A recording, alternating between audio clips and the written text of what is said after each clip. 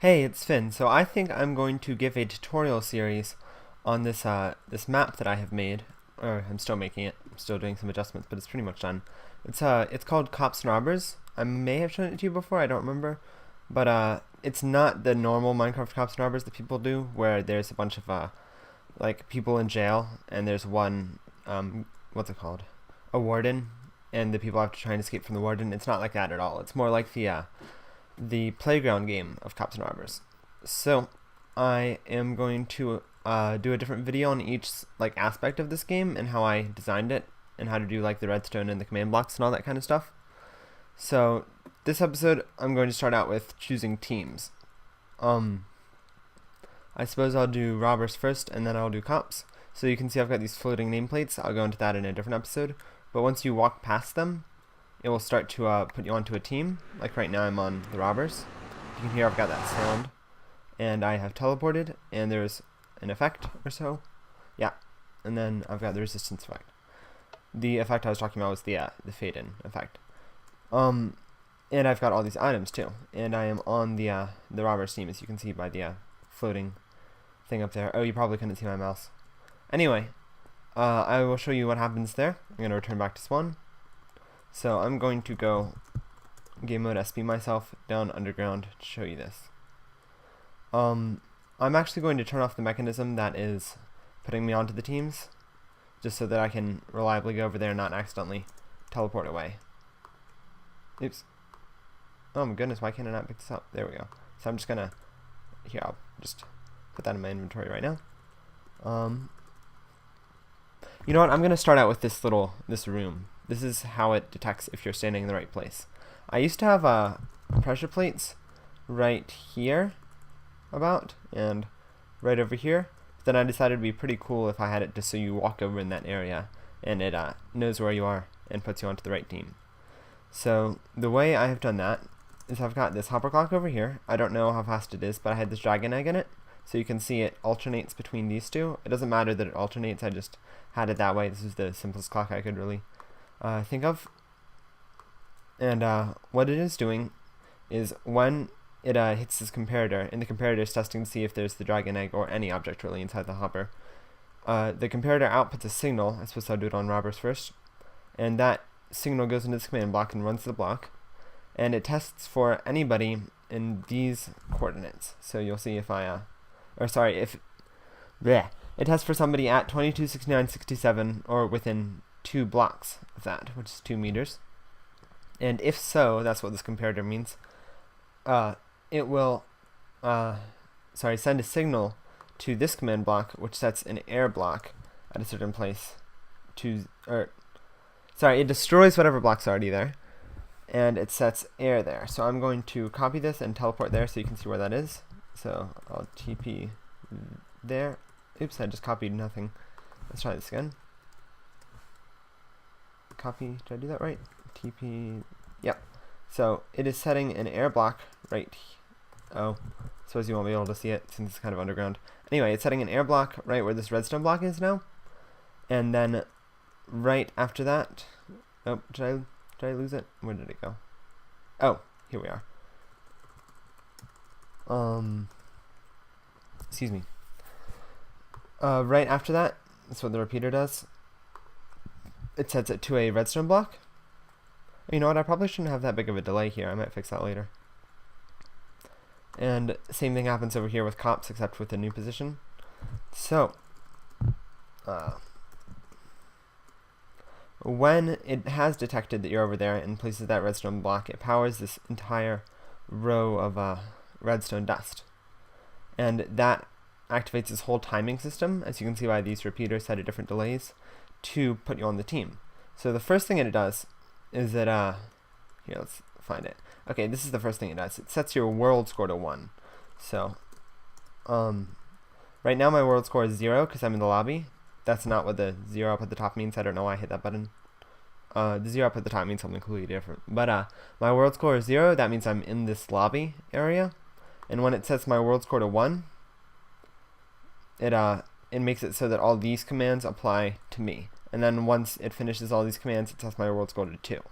So what the world score does is it makes it so that all these things only apply, or sorry, they apply only to people who are currently joining that specific team. So, or sorry, joining a team. It's kind of complicated stuff, hard to speak. Anyway, so after it sets that person to, or here, I'll go over what the command means. So scoreboard players set the nearest person to that location world 1. So that just sets that person's world score to 1. The next thing it does is this one delay. It says joined robbers. If you were not on the robbers team before, that's what this not symbol means right there. Oops, I forgot how to highlight. There we go. Or I'm sorry, that's what that exclamation point means. It means the not, or it means not robbers. So if you're in that location and your world score is 1 and you're not on the robbers team, then it will output a signal down to here, which says that person joined the robbers. Let me get some redstone dust. And then this is a technical thing. It's setting this as a comparator again.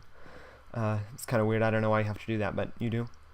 So after that, it goes into the biggest phase. And what happens there is it's all these ones with a 2-tick delay. That's 2 redstone ticks. Oh no, I suppose there's only 1 2-tick, and then the 3-tick delay is the big one that I'm thinking about. So at the 2-tick delay, it is setting, right? Am I doing this right? Yeah, so it's setting your spawn point. Oh, no. I'm so sorry. Spawn point's down there. I am very confused. Anyway, it's actually joining you to the robbers team.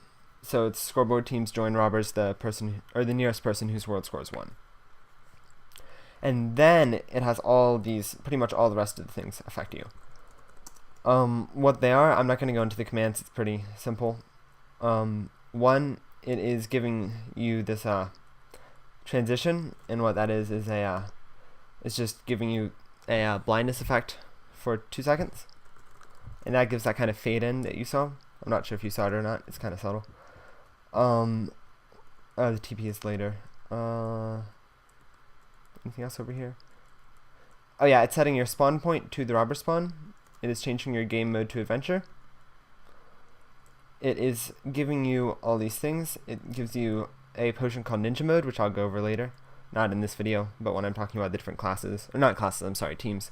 A blind potion, a gold collector, a knife, some food. And so that's all the things on the 3-tick delay. And on the 4-tick delay, do I have a 4-tick delay anywhere over here? Yes, okay, so it teleports you to the location of the robber's base, which you can see it is this, and it puts you, or it directs, or sorry, it orients you to 0, 0, which looks like that. So it's that direction. That's on the 4-tick delay. On 5 ticks, which is this repeater thing, I'm not sure what this does. I'll take a look at it. Oh yes, okay, it plays the whoosh sound at where you spawned. It's called portal.trigger. And then very lastly, I think this is right. Yeah. So on the 7-tick, or 6-tick, it sets your world score to 2. Wait, you've already teleported there, so the nearest player who's also in the T robbers. Never mind. Okay, so that works out well. So that's all the things that happen when you join the robbers. I'll go over that again. Or no, I won't go over it again. I'll just join the robbers again so you can see all the things happening at once. So I'm going to put this dragon egg back in here. It doesn't have to be a dragon egg. I just thought if I were to put any object in there, dragon egg would be kind of cool. So now it is testing if I'm over here, and so I walk past here, and yep, and so I've got all of these. I have resistance. I'm on the robbers team, and if I were to /kill myself, I would respawn over here. So that's that for the robbers. The cops is pretty much the same. Here, I'll show you what happens when you join it actually. You go over here, and then